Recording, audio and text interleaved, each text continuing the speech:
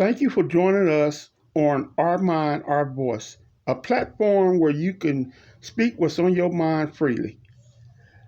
Today we have a special guest by the name of Mr. D. Ellis. Mr. D. Ellis, can you first tell us where you from Magnolia, Arkansas. and how long have you been here in the good state of Arizona? I don't know about that good state, but I've been here in Arizona, since 1954. So, what was your were you or how old were you? 7 going on 8. So, what was the it's like being a kid coming to a new state that you didn't know anyone. What was it like growing up here? It was growing up here. Hmm. It was all right. It was fun days. But when we first got here, by me being black, I'm just telling you where I felt. By me being black and didn't know nothing about me being black or white and this and that, I was, and I was used to seeing black people. Because when we first come here, we were in Mesa. And they put me in this school, and all I saw was white folks, except for us, Okay. white people. So I wasn't bothered with it that much, but it bothered me a little bit because I had, you know, I didn't really go to no school or nothing in Arkansas. Okay. We didn't have to. Okay. So this school part came in when we got here. They said we had to go to school, Okay. and I was 7. Started in the first grade at 7. Oh, first grade at 7. Yeah, Oh, wow. in Mesa here in Arizona. Okay. So, what was it like growing up in Mesa? We didn't stay there that long. So, We were on our way to California, so we just dropped off. But when we dropped off to stay here, so we had to raise money to continue the trip. okay. So we were cotton pickers, Okay. and house cleaners. So they were still picking cotton when you was a Yeah, 7. Oh, 'cause we okay. knew where to go to make the money. So my daddy, he working as a janitor and picking cotton. My mama was cleaning white folks' houses and picking cotton. Okay. So that's, So, how many brothers and sisters do you have? that I had at that time, Hmm. counting me, 6 boys, and then 6 sisters, and then 1 adopted boy. So it was 7 boys and 6 girls. Then So, my mother and father, that made 15 of us. Because see, one of my sisters and one of my brothers, they died when they were babies. okay. So it would have been 14 of us. But they died when they were babies. Okay. So we picking cotton. My sister working in candy store. Uh, and we raised the money to go on to California. Then Chandler needed some, they, they invited us to stay in these little houses, like on a work farm. Okay. So we went out to Chandler and had 2 of them little houses. They put us up in free rent. We pick cotton, make the money. We working for the white folk picking their cotton. And so And how many bedrooms did the house have? let's see, pretty near every house we had like either 2 bedrooms or 3 for 17 of us. So 17 It was, bodies was in a 2-bedroom house. yeah. So what was that like? Sometimes we have 2 of them. It was all right because we were kids and young. We were having good time. We didn't know our parents were having a hard time. So we didn't know nothing about that struggling and none of that stuff. But we did whatever our parents told us to do. At 8 years old and 7 years old, whatever age, if they told us to pick cotton, we picked cotton. With no fuss and arguing about it. They didn't tell us we need to do it to keep living. They just said, well, whatever they told us to do, that's what we did. Clean off the yard, don't go nowhere. You gonna babysit. We did what our parents told us. We didn't question them. Even my teenage brothers and sisters, you know. So it was kind of good growing up. You spoke about your brothers being teenagers.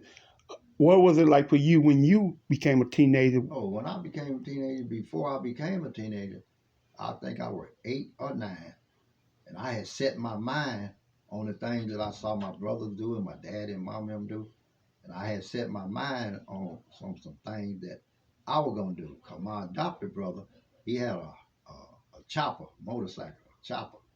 I didn't want no motorcycle, and I said I'm gonna ride one. And then he had a '55 Chevy that set in my mind. That car was clean, pretty. I Okay. liked it. So I said at 8 or 9 years old, I say, when I get up and go to making money, I'm gonna give me a '55 Chevy. I sort of did what I said I was gonna do. And I'm gonna help my parents. That's gonna be the first thing. Help Okay. them with whatever money I make and get. I'm not gonna make money and mess it off like my brothers were doing. I'm not gonna bring women up in the house, my mom and dad house like my brother were doing. Not all my brothers, but two of them. And I'm not gonna go with my brother girlfriend like my brothers were doing. I didn't see hardly no wrong in my sisters what they were doing. My brothers were smoking, they were drinking, they chasing women, they bringing them to the house, what they shouldn't have done, and keeping them up in the house. They were arguing, fussing with my parents, and one of my brothers even had not fight with my daddy, cause my daddy didn't bite into that. But he hurt my daddy. One of my sisters, Helen, the oldest one, she hurt my daddy. She butted into their business. He got hurt. My mama got hurt. That stuff I didn't like. So by seeing all that, as turned into a teenager, I said, I'm gonna make sure I don't do none of that because I know that was wrong. And I always was trying to figure out why they were doing it. And so I've made some vows to myself on what I'm gonna do. And when I started making money in the cotton field, instead of like the other little boys and girls and my brothers, me and my little baby brother and one of my sisters, we made sure when we made some money, we handed it to our parents and they give us back whatever. If you don't mind me asking, around how much was y'all getting paid? Sometimes we go to the cotton field, we make 35 cents, 70 cents, sometimes a dollar. Is that a day? Yeah, back then, you can get stuff for 3 pennies and 2 pennies, because 25 cents was like $5 and stuff like that. So, and like I say, I saw all them other kids, they were taking and getting stuff from their parents. We didn't get stuff and take stuff from our parents. We had to work for it. So, and that made me feel good. I wasn't All right. upset, and because I didn't have what they had and didn't like they did. They used to laugh at me because I go to school all week, and when Saturday come, I'll be on that cotton truck going to the cotton field. Then when I made that little money and give it to my parents, they give me back a little money so I can go to the movies on Sundays and stuff and have a true thing. It was a time that uh, I miss one day of school while my brother go the next. Then I miss another day, he go the next because we had one pair of shoes. My brother go on one day and I go on the next day. Wow. And How long did hand y'all it out. pick cotton? Till it played, not till it played out. What age? Till What age was you around? I I I quit really going to the field, but I still was going because I was trying to make all the money I could make. And my little brother, we were still going to the field with our friends Tommy Hicks, the bodybuilder. But anyway, we were still going though. I had a job in Rainbow Market at 12 years old, and Okay. I was still picking cotton too. I remember that little job I had in Rainbow Market. I was making that little money because it wasn't a steady job. We were just helping out. And then I got a job when I got in high school. I got a job in Food City, bagging grocery. I didn't keep that long. Cause my little brother, he was younger than me. He done got a job in a restaurant at Park Central Mall in Googies at 14. Cause back then they let us work in age. And the next thing you know, another one of my brothers was working there, and they were such good workers that the people say, "Do you got any more at home that work like y'all?" So they said, "We got one more," and that was me. So I went to work for them when I was 15. And when I went to work, I didn't know I had all these skills. They had to show people how to work, which were washing dishes and pots and helping to cook. They had to show people how to work, and it take them a week, 2 weeks to learn. So when they showed me how to work, I learned it in one day. Okay. Okay.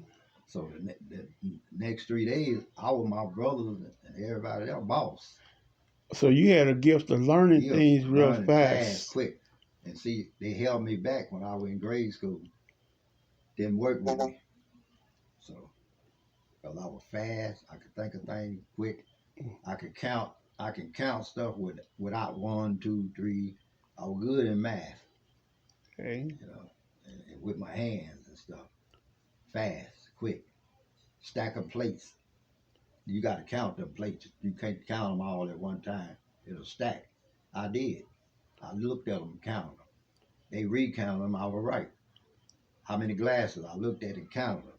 They recounted them. I was right. Okay. How many forks and spoons and knives in a pile of forks and spoons mixed together? Okay.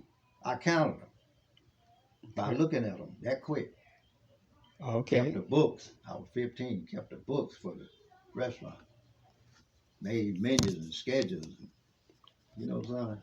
Run the cash register because I had learned that work in Rainbow Market at 12 years old.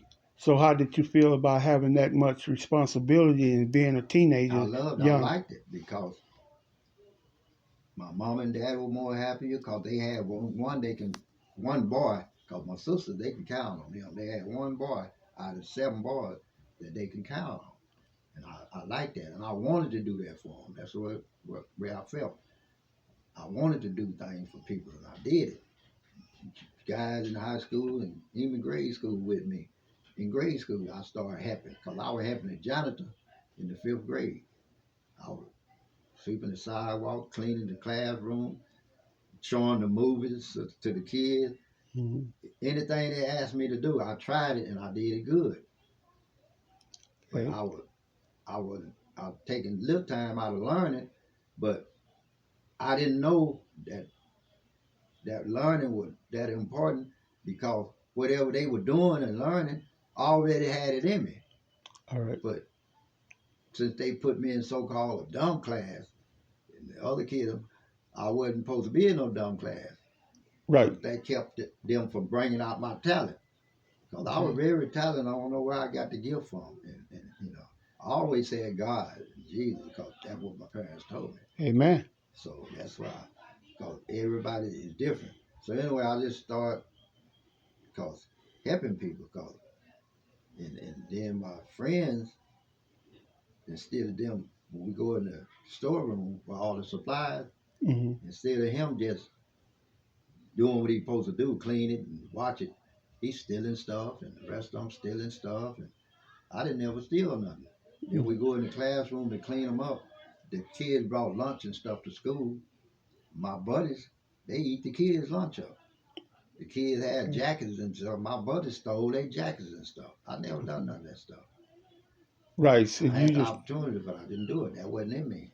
That wasn't. I didn't want to ever take. I always give. If so you sound like you wasn't a follower, you was a leader. I was a leader. That's Cause right. I didn't want to be a leader. So when we were all working together for the janitor, the man that's over the janitor, Mr. Earl, he told me, "What you call ain't gonna lead no more. I want you to be my leader. I want you to lead." He started leaving me the keys and everything. He put me in charge, and I was in charge. Then when he found out what the other guys were doing, he told me to talk to them. And once I talked to them, they didn't stop doing bad. He'll fire 'em. Then he asked me who I want to work. So when I got in the restaurant working, stuff like that, they got to put me in charge. So was you I did pretty near what I saw. Who needed help, that's what I done. Cause I was washing dishes, washing pots, I helping to cook, I was sweeping the floors, I was a janitor. I didn't I didn't have no job title. Work was work. Cause I come from the cotton field. So okay? work was work. They said, "Oh, you shouldn't do that. You this, you that." No, I do anything, everything, whatever it takes to get the job done. And when somebody didn't show up, I didn't know I can do 2 people job. Right. So you let me ask you this. Uh is you married? And if so, how long you been married? Oh, being married. Hmm. Well, I can't include all them years that we wasn't married, but it was like we were married. when I first met my wife, Sylvia Primus. Uh, wow, girl. At the table, man. She was. I think by being the oldest, the way she got treated, and she looked at all the other kids around her, she sort of fell into their group. And all this time, me, when I was growing up, I didn't fall into the other guys that were around me and people. I didn't fall into their group and did what they did. I stuck to my values. So when me and my wife met, she was, if you want to use this expression, she was bad, I was good. Okay. But I saw the good in her, why she was bad, because of surrounding and who she hung with. So I jumped in there and kept telling her, you with me, I'm with you. That's all it should be. Before I got with you, I had a couple of girlfriends. I always had one. Then I cut her loose. We broke up, so that's when I got with you. But long I was with her, I couldn't get with you. But that backstabbing, I didn't do that. Right. So, but she couldn't believe me because everybody else was doing that. Her daddy, all of them were doing. Had more than one boyfriend, more than one woman. So, and I saw that she don't have to be like that. Yeah. I got to work on her to get her like me, being satisfied with just us. So I call that I was 17 going on 18. She lied and said she was 16. She was really 15 or something like that. So anyway, I didn't question her no more on it. Even her mama told me so. When we got together and she started really being with me, because she told me something later on. You didn't ever tell me you were going with me or ask me to be your girlfriend. I said, you didn't ask me either. Because by what we were doing, that naturally telling us we together. Right. But I thought she knew it like I did, but she didn't. Right. She still continued with what she was doing. Okay. So around about 18, a little older, going on 19, I had enough of that shit, so I was going to get rid of her. Because she was taking her too long to straighten up. So y'all worked through it then. Yeah, taught her how to drive, everything. Got her first job, made her work, all that stuff. It was in her, but she needed somebody to bring it out. Right. And get somebody to believe in. Because all the other fools she had before her, they dogged her and didn't do right. Same way with her sister, Kobe. She didn't get nothing but rotten dudes. And I tried to tell them and talk to them about how to be better guys. Yeah. Bruce especially, because he was cooking a little bit like I was. So, but he didn't listen either. So, and Melvin Jackson didn't care. Every time I tried to talk to him, he walked off and then. So, but Bruce and him, the only two I knew of,